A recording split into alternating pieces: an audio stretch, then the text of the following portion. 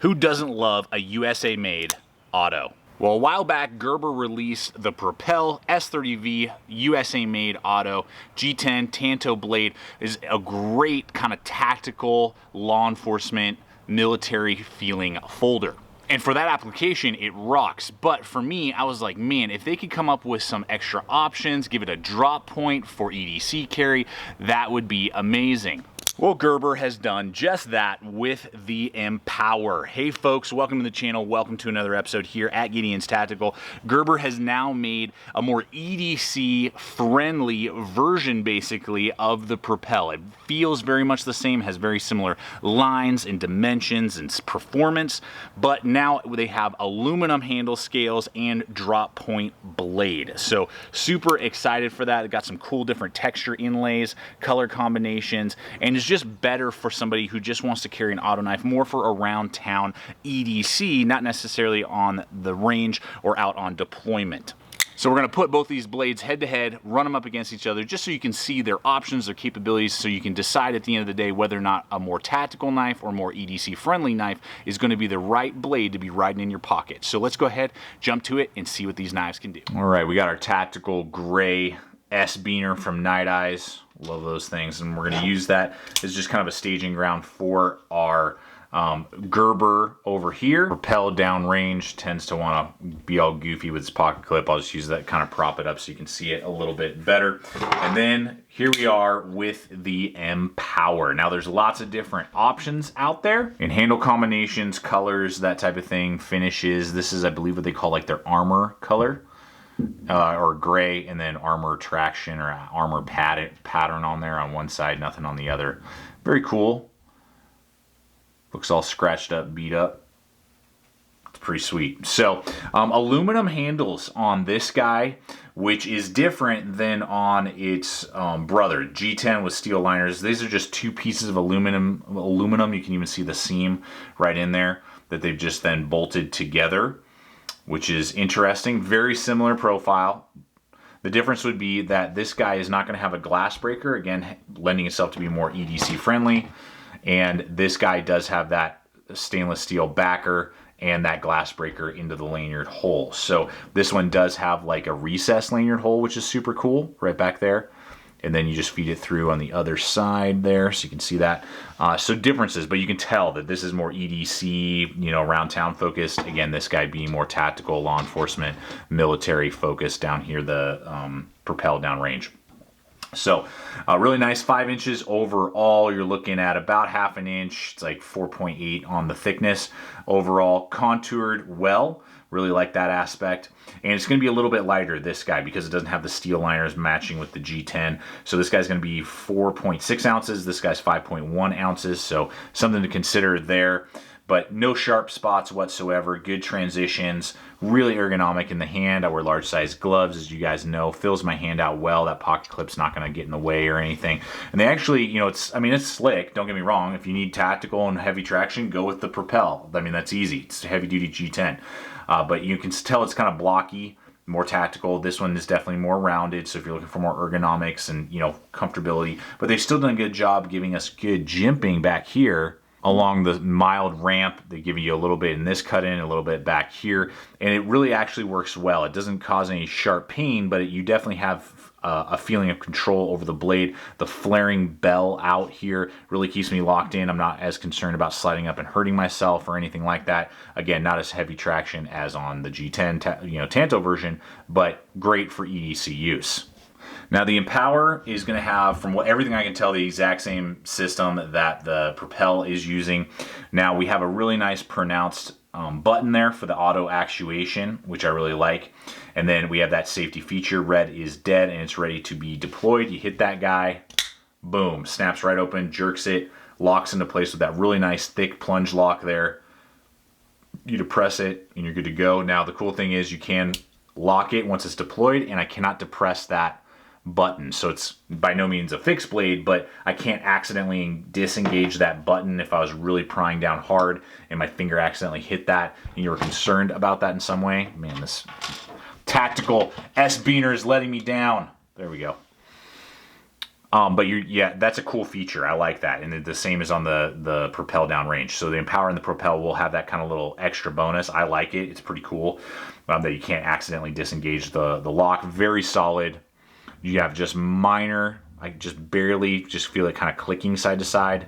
None up and down, rock solid up and down, and you're going to get that with most, you know, autos from different companies. You're going to feel that, but very easy to engage.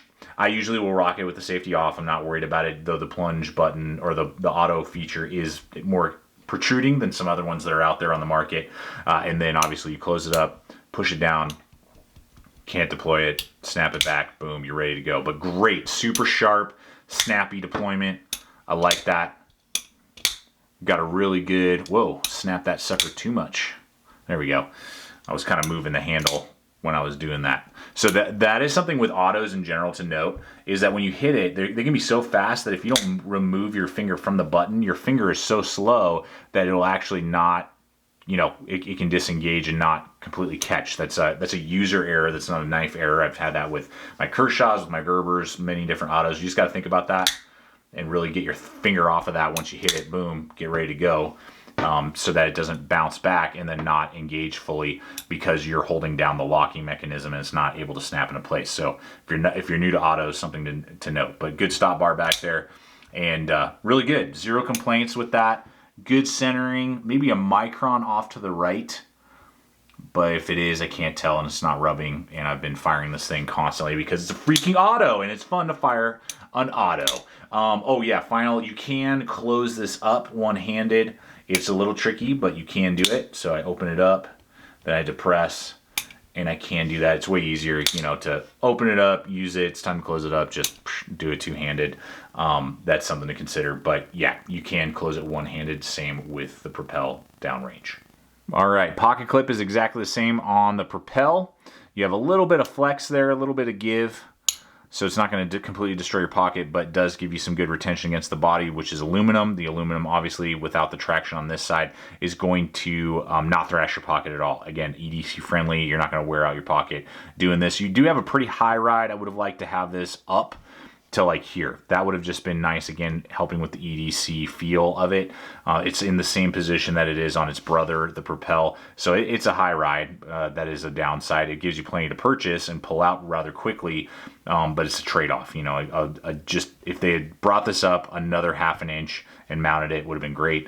You do have tip up, tip down, but righty only, whereas this is ambidextrous. You can flop it to lefties with the Propel. So if you're a lefty, the Propel downrange is going to probably be the way to go. If you're considering these two knives, you're not going to get any options, and I don't really understand why they did that. They could have easily just kind of done something with the inlay, given us that tap in, and it would have been exactly the same for that. That's a downer, and I don't like that. I like it anytime that I'm not a lefty, but I feel for you guys.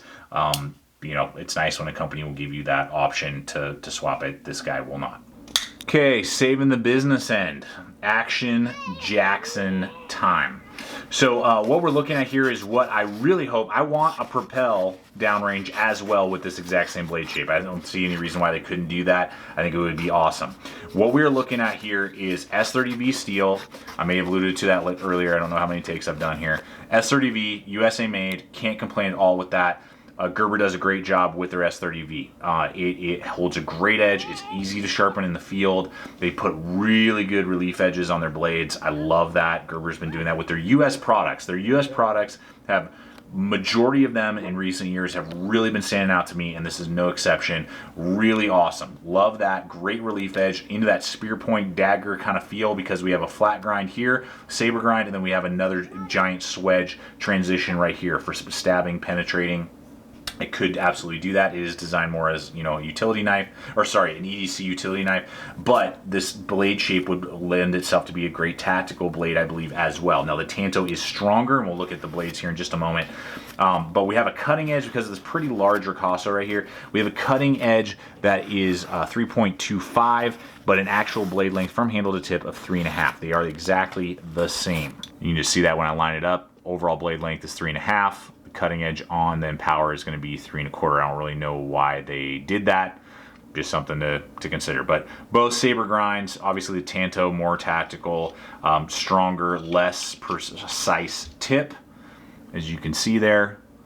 and a less mild or more mild swedge on the Tanto than this giant cut-in dagger feel that we get on the Empower. The Empower does have this nice little shelf here though that I can rest my thumb on, and I'm not getting, you know, like a sharp edge that's going to give you back here.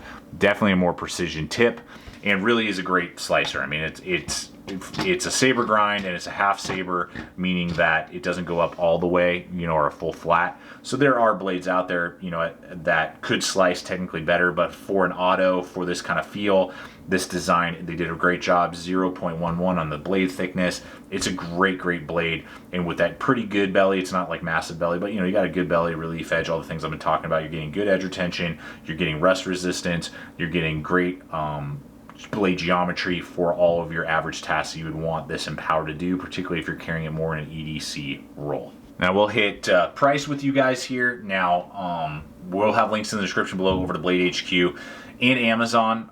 Amazon does not carry auto knives, but Blade HQ does. But if you purchase other stuff through Amazon, I always appreciate it. That may not have anything to do with this video.